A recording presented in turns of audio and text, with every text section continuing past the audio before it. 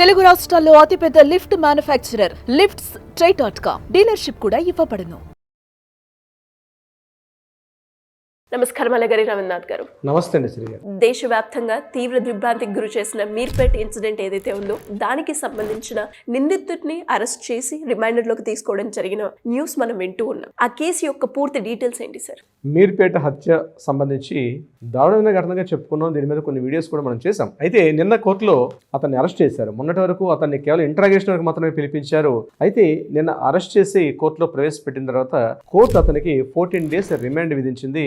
దీనికి సంబంధించి చర్లపల్లి జైల్లో అతన్ని ప్రవేశపెట్టడం జరిగింది, నిన్న వెళ్ళడం జరిగింది. అయితే దీనికి సంబంధించి డీటెయిల్స్లోకి వెళ్ళినట్లయితే ఈ హత్య నేను చేశాను అని చెప్పి నిందితుడు అంగీకరించాడు. దీనికి సంబంధించిన పోలీసులు కూడా ఏంటంటే ఇక్కడ పోలీసులకి పెద్ద సవాల్ యాక్చువల్గా ఈ కేసు సంబంధించి. ఎందుకంటే ఇక్కడ ముందుగా మిస్సింగ్ కేసు నమోదు చేశారు, ఆల్టరేషన్ చేశారు, తర్వాత అది మర్డర్ కేసు కింద మార్చినట్టుగా మనకు కొంత న్యూస్ అయితే తెలుస్తుంది. అయితే ఇక్కడ విషయం ఏంటంటే అతను హత్య చేశాడని ఒప్పుకున్నప్పటికీ కూడా హత్యకు సంబంధించినటువంటి ఆ సాక్ష్యాధారాలను ప్రవేశపెట్టకపోతే ఈ కేసు మరలా నిర్వీర్యం అయిపోతుంది, మరలా మిస్సింగ్ కేసుగానే ఉండిపోతుంది ఎప్పటికి కూడా. సో అతను హత్య చేశాడని ఒప్పుకున్నప్పటికి కూడా కోర్టులో దీనికి సంబంధించిన సాక్ష్యాలు అయితే ఖచ్చితంగా ప్రవేశపెట్టాల్సిన అవసరం కంప్లీట్గా పోలీసుల మీద ఉంటుంది. ఇది నిజంగా పెను సవాలే. అంటే అతను రీకన్స్ట్రక్షన్ చేశారండి.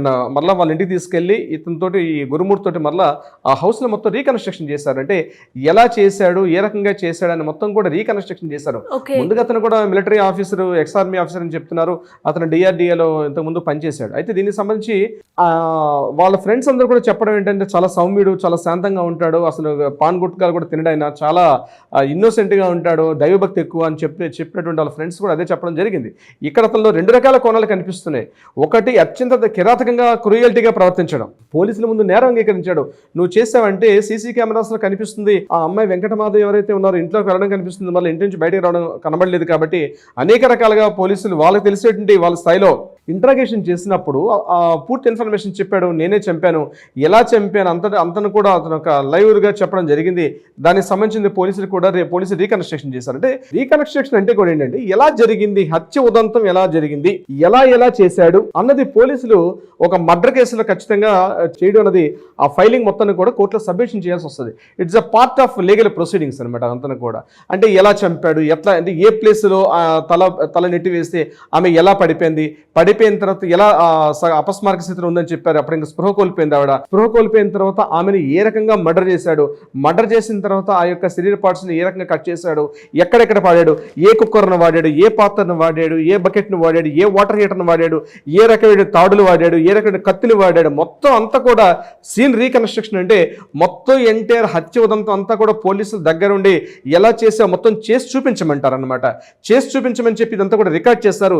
ఈ రికార్డు వీడియోని యాస్టీస్గా మళ్ళీ కూడా కోర్టులో ప్రవేశపెట్టడం జరుగుతుంది. అయితే ఇది మన పోలీసులకు మాత్రం ఒక గొప్ప ఛాలెంజింగ్గా తీసుకోవాల్సిన అవసరం అయితే ఉంది. సవాల్ ఇది యాక్చువల్ కేసు. ఎందుకంటే సిపి సుధీర్ బాబు గారు కూడా మాట్లాడుతూ కూడా ఒక విషయం చెప్పడం జరిగింది.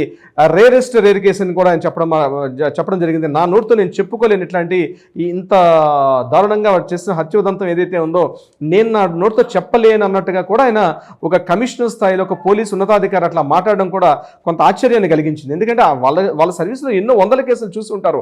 అయినప్పటికీ కూడా ఇంత దారుణమైన కేసుని ఇప్పుడు చూడలేదని చెప్పి సుధీర్ బాబు గారు కూడా మాట్లాడడం కూడా జరిగింది. అయితే రీకన్స్ట్రక్షన్ చేసిన తర్వాత పోలీసులకి ఇప్పుడు సవాల్ ఏంటంటే ఆల్రెడీ ఒక 16 వస్తువులు స్వాధీనం చేసుకున్నారు. అంటే ఏవైతే హత్యకు సంబంధించినటువంటి ఉపయోగించినటువంటి ఏవైతే వస్తువులు ఉన్నాయో ఆ వస్తువులన్నింటినీ కూడా వాళ్ళు స్వాధీనం చేసుకున్నారు. అంటే రైస్ కుక్కరు, ఒక తాడు, అదేవిధంగా కత్తులు, అక్కడ వాడినటువంటి ఏ బకెట్ వాడాడు, సర్ఫ్ వాడాడు, ఆ టోటల్ అక్కడ మొత్తం అంతా కూడా ఇదంతా తెలియాలంటే ఒక సూక్ష్మదర్శిని అనే సినిమా చూసి ఆ సినిమా ప్రకారం OTTలో రిలీజ్ అయినటువంటి సూక్ష్మదర్శిని ఒక మూవీ ఉంది. ఆ సినిమా చూసిన తర్వాత అతను అంతకుముందు అంటే ఈ హత్యకు ముందు ఒక కుక్కని చంపాడు. ఆ కుక్కని చంపి ఆ కుక్కతో ఎలా అయితే ఆ ఎంటైర్ బాడీని ఏ రకంగా చేయొచ్చు అని చెప్పి ముందుగా ముందు ఒక ట్రయల్స్ చేశాడని కూడా మనకు కొన్ని వార్తలు కూడా వినిపించాయి. చేసిన తర్వాత సెకండ్ టైం అంటే it is a pre planned, అంటే cruelty plus pre planned murder అనేది చాలా దారుణమైన శిక్ష ఉంటుంది. దీనికి సంబంధించిన కోర్టులో కూడా వీలైతే యావజ్జీవ కారాగార శిక్ష ఉండొచ్చు, లేకపోతే మరణ శిక్ష కూడా ఉండే అవకాశం కూడా ఉంటుంది. అయితే ఖచ్చితంగా పోలీసుల యొక్క సాక్ష్యాధారాలు ప్రవేశపెట్టినప్పుడే ఈ సాక్ష్యాధారాల బలంగా ఇతనే నేరస్తుడు, ఇతనే దోషి అని నిరూపించగలిగితే తప్ప మరలా అతను కోర్టు నుంచి కూడా ఆయన తప్పించుకునే అవకాశం ఉంటుంది. అంటే హత్య జరిగింది, నేనే నిందితుడిని ఒప్పుకున్నప్పుడు కూడా తర్వాత ఆయన ఏం చేస్తాడంటే కోర్టు ట్రయల్స్కి రేపు వెళ్ళేసరికల్లా నేను చెయ్యలేదు, ఎందుకంటే నా చేత పోలీసులు చెప్పించారని కూడా మరలా అతను రివర్స్ అయ్యే అవకాశం కూడా ఉంటుంది రేపు కోర్టులో ట్రయల్స్ జరిగేటప్పుడు. ఎందుకంటే సాక్ష్యాధారాలు బలంగా లేనప్పుడు. మనం ఇదే విషయాన్ని మనం కలకత్తా కేసులో కూడా చూసాం. అక్కడ మర్డర్ జరిగింది, అన్ని రకాల ఆధారాలు సుమారుగా అక్కడ 40 పైబడి సాక్ష్యాలు చూపించినప్పుడు కూడా నిందితుడు అక్కడ సంజయ్ రావు ఒక విషయం చెప్పాడు, నేను చేయలేదు, పోలీసులు నా చేత ఇందులో నేను ఫ్రేమ్ చేయబడ్డాను, నా చేత ఇరికించారు, నేను ఇరికించబడ్డాను, ఈ కేసులో నన్ను ఫ్రేమ్ చేశారు, పోలీసులు నా చేత ఇట్లా చెప్పించారని కూడా కోర్టు ముందు కూడా ఇతడు రివర్స్ అయ్యే అవకాశం కూడా ఉంటుంది. ఎందుకంటే అతడు పోలీసులు చెప్పిన విధానం ప్రకారం మనకు తెలిసింది ఏంటంటే నంబర్ ఆఫ్ టైమ్స్ ఆయన వెర్షన్స్ కూడా మారుస్తున్నాడు. ఒకసారి నేను చంపానని చెప్పాడు, ఒకసారి నేను చంపలేదని చెప్పి, నేను చంపాను కావాల్సి మీరు సాక్ష్యాధారాలు వెతుకొని చూపించండి అని చెప్పి అతను రకరకాలుగా పోలీసులుగా సవాల్ ఇచ్చిన సందర్భాలు ఉన్నాయి. ఆ విషయం మనం డైరెక్ట్గా సుధీర్ బాబు గారు, సిపి సుధీర్ బాబు గారు ఆయన వాయిస్లో కూడా మనం విన్నాం మన మీడియాలో కూడా. అయితే ఇక్కడ జరిగిన విషయం ఏంటంటే రేపు కోర్టులో ఖచ్చితంగా ఇతడే దోషి, ఇతడే నిందితుడు, ఇతడే హత్య చేశాడని పోలీసులు సాక్ష్యాధారాలతో నిరూపించకపోతే డెఫినెట్గా మళ్ళీ ఇతను తప్పించుకునే అవకాశం ఉంటుంది. నేనేమంటానంటే ఇప్పుడు ఏవైతే సాక్ష్యాధారాలు తీసుకున్నారో వీటికి ఆల్రెడీ ఫోరెన్సిక్ ల్యాబొరేటరీ పంపించారు, సైన్స్ ల్యాబొరేటరీ పంపించారు, అదేవిధంగా ఈ బ్లూ రేస్ అని చెప్పేసి ఎక్కడెక్కడైతే ఆ రకాల అంటే చనిపోయినటువంటి డెడ్ బాడీస్ తాలూకా బాడీలో ఫ్లమ్ అయి పడి ఉంటుంది, చిన్న చిన్న పార్ట్స్ అని పడిపోతే ఆ బ్లూ రేస్ ద్వారా పంపిస్తారు, అదొక డిటెక్టర్ లా ఉంటుంది అన్నమాట. అక్కడ ఏమైనా ఐడెంటిఫై చేస్తే ఆ పార్ట్స్ను కూడా సైంటిఫిక్గా ప్రూవ్ చేస్తారు రేపు. అంటే సైంటిఫిక్గా అంటే డైరెక్ట్ ఎవిడెన్స్ అనేది చూపించాలి, లేకపోతే సైంటిఫిక్గా చూపించాలి, ఫోరెన్సిక్ చూపించాలి, ల్యాబొరేటరీ రిపోర్ట్స్ అన్ని కూడా బలంగా ఉన్నప్పుడే రేపు కోర్టులో క్రాస్ ఎగ్జామినేషన్ జరిగేటప్పుడు ఇతను దోషిగా తేల్చే అవకాశం ఉంటుంది. కానీ ఇక్కడ మనకు అందుతున్న ఈనాటికి ఇప్పుడు ఉన్నటువంటి ఇన్ఫర్మేషన్ ప్రకారం ఏంటంటే ఇవన్నీ కలెక్ట్ చేసుకున్నారు, కానీ అవి సైంటిఫిక్గా ప్రూవ్ చేయగలగాలి, ల్యాబొరేటరీ సాక్ష్యంగా ఖచ్చితంగా చూపించగలగాలి. కేవలం ఇతన్ని పట్టుకొని ఈరోజు అతను ఒప్పుకున్నాడు కాబట్టి రేపు కోర్టులో ఖచ్చితంగా ఇతనికి శిక్ష పడుతుంది అని చెప్పే అవకాశం కూడా తక్కువ. ఎందుకంటే నేను అందుకనే లాస్ట్ టైం వీడియోలో కూడా చెప్పాను, ఇతని తరపున ఏ ఒక్క అడ్వకేట్స్ కూడా వాదించవద్దు అని చెప్పి మా అడ్వకేట్స్ అందరూ కూడా ఒక రిక్వెస్ట్ కూడా నేను ఈ వీడియో ద్వారా పంపించడం జరిగింది. ఎందుకంటే కనిపిస్తుంది ఒక మానవ మృగం, ఒక క్రూర మృగం మాదిరిగా ఇతను కంప్లీట్గా అత్యంత పాశవికంగా చంపనున్నది. అట్లాంటి వ్యక్తి సమాజంలో బతకడం చాలా కష్టం. అట్లాంటి ఆలోచన విధానం ఉన్న వ్యక్తి సమకాలీన సమాజంలో ఒక మనిషిగా బ్రతకడం కూడా జీవించే హక్కు లేదని నేను అంటాను యాక్చువల్గా. ఎందుకంటే మనకు జరుగుతున్న కథనాల ప్రకారం నేను అందుకనే రిక్వెస్ట్ పెట్టాను మన అడ్వకేట్స్ మిత్రులందరూ కూడా, అయ్యో ఎవరు కూడా ఇతని తరపున ఎవరు వాదించకండి, కనిపిస్తుంది ఎవరైనా వాదించి ఇతను తప్పించుకునే అవకాశం ఉంటుందని కూడా నేను చెప్పడం జరిగింది. సో ఇక్కడ విషయం ఏంటంటే సాక్ష్యాధారాలు ప్రాపర్గా ప్రూవ్ చేయలేకపోతే ఇతను తప్పించుకునే అవకాశం ఉంటుంది. మీడియా కథనాలు ఇన్ని రకాలుగా ఉన్నప్పుడు కూడా కోర్టు ముందుకు కావాల్సింది సాక్ష్యం కావాలి, సాక్ష్యాధారాలు ప్రూవ్ చేయాలి. ప్రూవ్ చేస్తేనే నిందితుడు శిక్ష పడే అవకాశం ఉంటుంది. ఎందుకంటే అతను సాక్ష్యాధారాల్ని లేకుండా తారుమారు చేసేసాడు. అతను చివరికి ఏం చెప్పాడు, బాడీని మొత్తం కూడా హీటర్తో బాయిల్ చేసేసి మళ్ళీ డ్రై చేసి ఆ పార్ట్స్ని తీసుకెళ్లి పౌడర్ చేసి తీసుకెళ్లి చెరువులో కలిపేశాడు. చెరువులో కలిపేసంటే మొత్తం వాటర్లో కలిసిపోయింది కాబట్టి ఇప్పుడు అక్కడ నుంచి శాంపిల్స్ కలెక్షన్ చేయడం కూడా చాలా కష్టం అది. ఎందుకంటే అది ఒకవేళ శాంపిల్స్ చెరువులో కలెక్షన్ చేసినా అవి యానిమల్వో తెలియదు, ఎందుకంటే చెరువు అది, అక్కడ ఏమైనా జంతువు కూడా చనిపోయి ఉండొచ్చు.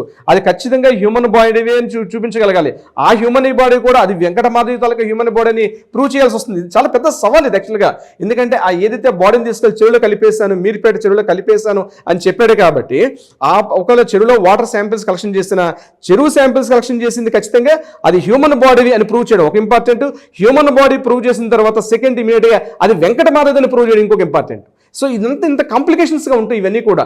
సో ఇంకొకటి డిఎన్ఏ టెస్ట్ కావాలి, పిల్లల తలక డిఎన్ఏ టెస్ట్కి డిఎన్ఏ టెస్ట్ చేయాలంటే కూడా కోర్టు నుంచి అంగీకారం కావాలి. So these are the legal complications చాలా ఉన్నాయి. సో ఇది పోలీసులకి కేవలం హత్యని జరిగిపోయింది కాబట్టి నిందితుడిని పట్టుకున్న అందంతో సంబరం అయిపోలేదు.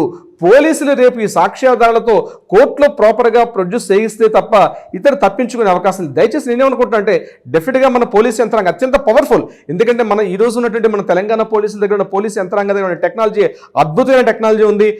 పర్సన్స్ కూడా చాలా అద్భుతమైన పోలీసులు. ఈరోజు డిపార్ట్మెంట్లో పనిచేస్తున్న పోలీసులు కూడా ఎవరు కూడా టాలెంట్ విషయంలో ఎక్కడ తగ్గేవాళ్ళు కాదు. నేనేమనుకుంటాను, నా ఉద్దేశం ప్రకారం ఖచ్చితంగా మన పోలీసులు ఇది ఒక సవాల్గా తీసుకుంటారు. మన పోలీసులు ఖచ్చితంగా దీన్ని ఒక ఛాలెంజ్గా తీసుకొని సాక్ష్యాధారాలని ప్రాపర్గా ప్రవేశపెట్టి నిందితుడికి సరైన శిక్ష విధించే అవకాశం ఉంటుందని నేనైతే బలంగా కోరుకుంటున్నాను. అయితే ఈ హత్యకి సంబంధించి హత్యకి దారితీసే కారణాలు ఏమిటి? వాళ్ళిద్దరి మధ్య ఎటువంటి మనస్పర్ధలు ఉన్నాయి. దీనివల్ల కారణాలు తీసిన కొన్ని మీడియా కథనాలు కూడా మనం ఈ మధ్య వింటున్నాం. కొన్ని వీడియోస్ నేను చూశాను కూడా ప్రత్యేకించి. అతను ఇంత క్రూరముఖంగా మారిపోవడానికి, ఇంత సైకోగా మారిపోవడానికి గల కారణం ఏమిటి అంటారు. కోర్టు ముందు సైకోగా మారడానికి గల కారణాలు కాదు, హత్య జరిగిందా లేదా, ఇతను హత్య చేశాడా లేదా, హత్య ఇతనే చేశాడని ఒప్పుకున్నప్పటికీ కూడా ఇతనికి సరిపోయిన సాక్ష్యాధారాలు ఉన్నాయా లేవని చెప్పి కోర్టు చూస్తుంది తప్పించి హత్య గల కారణాలు ఏమిటి, ఎందుకు చేశాడు అయితే దిస్ సెకండ్ పార్ట్. బట్ ఈ రోజు కనిపిస్తున్న ఒక అమ్మాయి అయితే పూర్తిగా తన జీవితాన్ని పూర్తిగా కొంత కోల్పోయింది. కాబట్టి తన జీవితం పూర్తిగా ఇలాంటి నరమోగం వల్ల, ఇలాంటి క్రూరమోగం వల్ల తన జీవితం పూర్తిగా నాశనం అయిపోయింది. కాబట్టి ఖచ్చితంగా ఇతనికి శిక్ష పడుతుందని మేమైతే కోరుకుంటున్నాం. సిరిగారు, మళ్ళీ ఇలాంటి ఇన్సిడెంట్స్ జరగకుండా ఉండాలని, ఆ నిందుడికి ఖచ్చితంగా శిక్ష పడాలని మనం కూడా కోరుకుందాం sir. Thank you so much. Thank you so much అండి.